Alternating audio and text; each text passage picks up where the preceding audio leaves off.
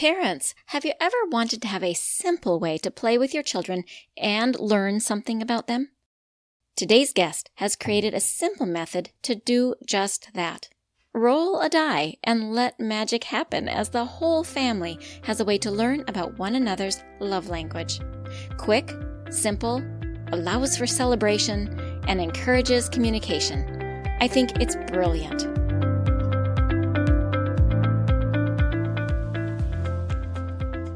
Does your child have a speech-language delay and you really want them to talk? Do difficult behaviors derail home life and you know the frustration is a communication struggle? Does your child see a speech therapist and you wonder, what do they do and how can I help? If these or similar questions are in your mind, this podcast is for you. Hello, my name is Dinalynn Rosenbusch. I am a speech-language pathologist that has worked with children from birth to 21 for 3 decades. And in my classrooms, I see you wanting to connect with the heart of your child, but their speech and language skills create a barrier. So if you have a kiddo that has difficult behaviors, needs to expand their language or learn to say speech sounds, and maybe even receives speech therapy, stay tuned, because in this podcast, you will learn how to use your daily life as a tool to communication practice and how to do that practice. You will become confident knowing you are making the difference you want to make. And you will hear success stories of parents who have navigated these struggles already. We'll do this all while focusing on building deep, meaningful connection and confidence in your kiddo. So grab a cup of coffee along with a notebook and pen. It's time to speak in the way your child's brain understands. And that is the language of play. Imagine a world where your child hears, understands, and does as told. The foundation to this behavior is listening skills. Listening is not only a science, but it is an art as well. Ask any teacher. We parents can learn and share this art with our children. Building better communication, connection, and confidence in our kids is the result of having better listening skills. So I tell you this because I have this free webinar coming up called Beyond Obedience, Unleashing the Power of Listening in Kids. And we're going to delve into the transformative potential of listening skills and how they shape children's confidence and communication abilities. Whether you're a parent, educator, or caregiver, this webinar offers tools to empower you to help your children. July 24th is the day, and it is a double feature day. Not only will I be hosting that webinar that I just talked about, but I'm also offering a free coaching session for parents. So join me at 10 a.m., where I, as a speech-language pathologist, will be sharing effective strategies to tackle the challenges you're facing with your kiddos, whether it's speech, expression, vocabulary, listening skills, or pronunciation. All of it is fine and we can talk about any of it. So this is a 1-hour session that is your opportunity to ask questions and gain practical skills and engage in the discussion right from my office. Drop in any time during the hour to participate and empower your parenting journey. So don't miss out. Write this date in your calendar. July 24th, 10 a.m. is going to be the free coaching session, and I'm just doing this in the summer. And then at 7 p.m. will be the webinar. Both of these times are Central Standard Time. Both of these experiences will be 1 hour long, and both of them are on July 24th. So come for both. I look forward to seeing you. Now let's listen to this recorded interview with Paul Zolman. Welcome to the Language of Play, Paul. I'm so glad that you're here today to talk about your product. Your product is going to be so meaningful to the listeners, to parents, to families, and probably teachers too. So rather than steal your thunder, I would like you to go ahead and share about this product that you have created based on the 5 love languages. Thank you, Dinalynn. I created a dice that has the love languages on it. For those that are listening, I'm showing a dice that has just pictures on it is all it has. I'm showing 2 hands touching one another, the symbol for touch. Got a hand holding a gift for gifts. hand holding an hourglass for time, and then looks like a waiter holding a platter. That would be for service. And then two hands put together like the Taylor Swift heart with a conversation fly out. That would be for the words. So 5 love languages, 6 sides on the dice. This last one has surprised me. There's just 2 instructions, Dinalynn. You roll the dice every day. Whatever it lands on, that is the love language you practice giving away all day that day, all day to everybody. I love that. And so, listeners, Paul has designed this according to Dr. Chapman's book and strategies with the 5 love languages. And the concept here is that each of us have a particular language that resonates really well with us. And yet we want to learn to give and receive in all of the love languages. Paul, would you talk about some of the backstory about Dr. Chapman's 5 love languages? I'm kind of making an assumption like you are that everybody knows that, but the truth is everybody doesn't know that. So will you tell an overview of his book that you took this from? Sure. The concept and the principles are something I'm borrowing from him, and it's not really a thing that could be copyright theory. I'd be in trouble if I was violating this copyright. But theory is not copyrightable. And so we're using the theory of the 5 love languages. Dr. Chapman was a Baptist preacher back in early 90s, late 80s, early 90s. First published his book called The 5 Love Languages in 1992. And being a Baptist preacher, he had couples come to him, and those couples, each one of them, they were disconnected or they were not hitting on the love language of their partner. So what became more of a romantic book, romantic love, and I extracted that thinking I'm a single at the time I created this. I said, Dr. Chapman, who in the heck am I supposed to love? I don't have any significant other. And I realized from my Christian background, just the words love everyone came to mind. And so I decided that's who I get to love. And it really worked well for me because I needed to replace a critical behavior that I learned in my own childhood, watching for what's wrong with people and the mistakes that they make and focusing on that. And I couldn't just get out of that habit. So this was the impetus that helped me move from what's wrong with that person to what's right with that person. It really worked well. It was almost an overnight transformation for me, Dinalynn. I can imagine that would be a transformation that takes time, not so quick, but good for you that it was quick. What I was thinking about, though, when you were saying that, was this concept that as parents, as moms and dads, and I say we because I did this too, I would see my kids and I'd be like, stop that. Don't do that. And you'd see the problems in what they're doing. I taught you that already. Why aren't you? Whatever it is. And so the critical part of correcting your children is very natural because sometimes we're just putting out fires all day. But I love that die, the tool, the concept of 5 love languages can help us to look at behavior differently so that we are seeking and searching for those positives. That seems like it would be a good tool for a parent that wants to get out of that habit that they're already in. Yeah, Dinalynn, I look at it this way.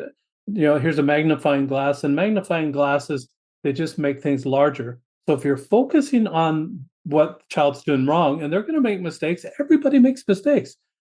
And why would you want that mistake to grow bigger? So the whole mental thought process, the mindset that you've got now is focus on what the child does right.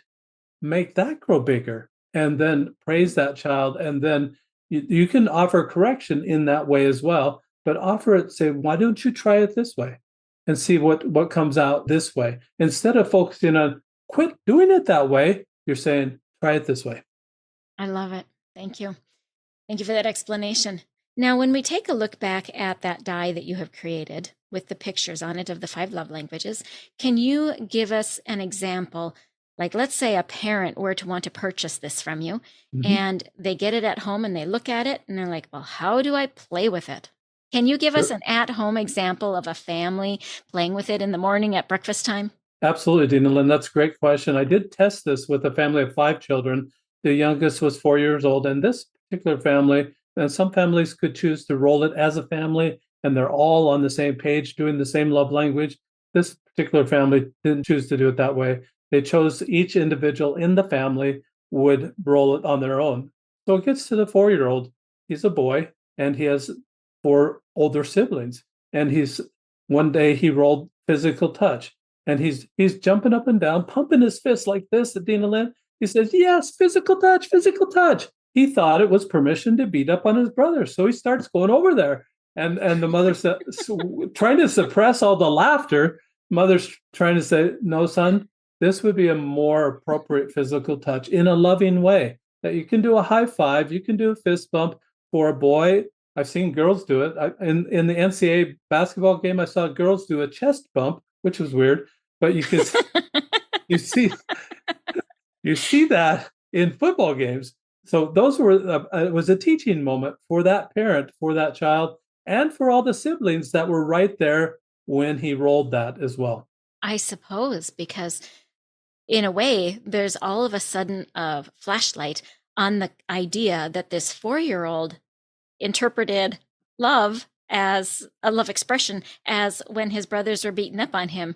And what an important thing to correct early on, that Absolutely. isn't loving touch, because we don't want him to grow up seeking that in the form of love or as replacement of love. So that's powerful, really, when you step back and look at that, even though it's humorous, when you look deeper than the humor, that's really an important thing. Another important thing about that, Dinalynn, is that this 4-year-old understood all the concepts of the dice. That's how simple it is. But it's so powerful that it changed an adult like me, changed from being critical to being more loving. Watching instead of stacking annoyances until I have a flash of anger, going back down and doing it over again. Now it is I'm stacking kindness on top of kindness on top of kindness to get to higher laws of love, like the charity or the compassion or forgiveness or mercy or trust. Those are values that you want to instill in your children. You want to teach them that kindness, these little acts of kindness, are basic. The 5 love languages is basic. This should be a literacy level of love. When you have that literacy level of love, stack those kindnesses and you'll get to those higher laws, that they'll be beautiful human beings. If they learn it early and carry it through their school years, when they become an adult, they'll be beautiful human beings.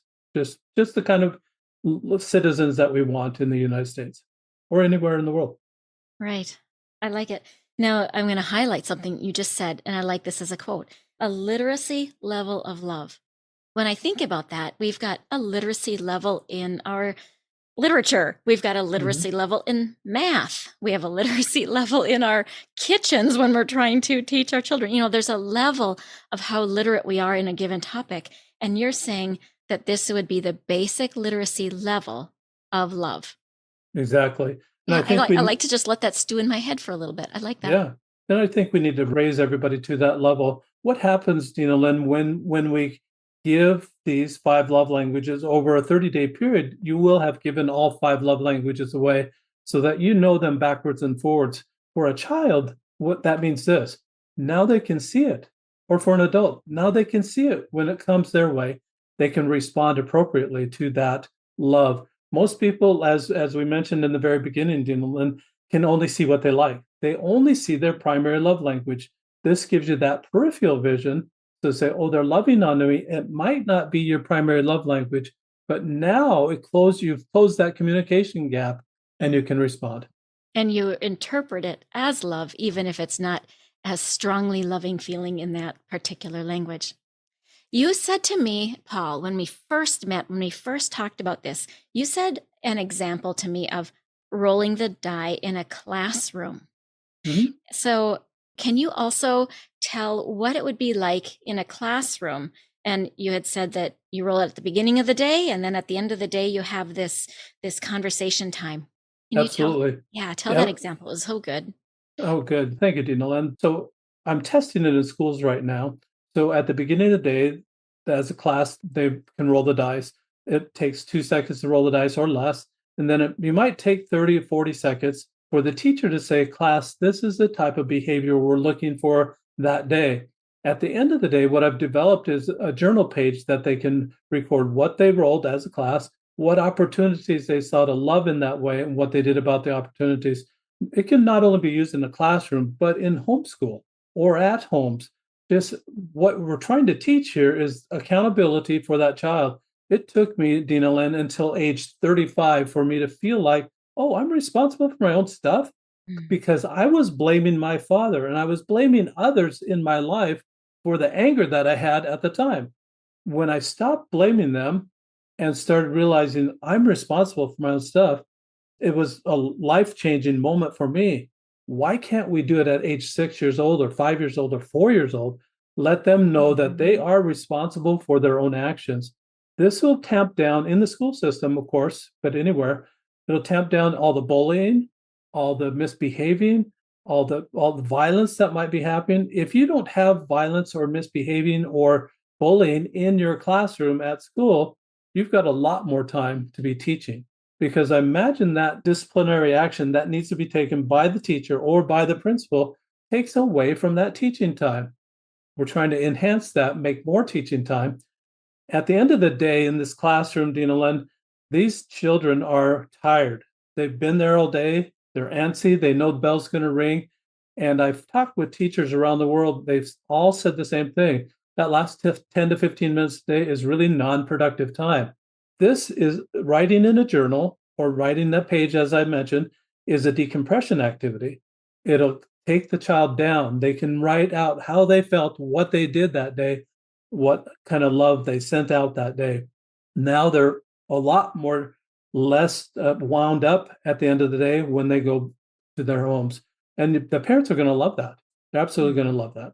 Well, Paul, I know that this is a very valuable object for people that choose to use it in their homes or in their classrooms. And I'm so glad that you have developed it, and I can see the theory behind it is being really sound. So thank you for bringing that into the world. I think I'm going to have to get one for me too and play with my grandchildren with that. So thank you. So much fun. Thank you, Dinalynn. Thank you. And thank you for being here today.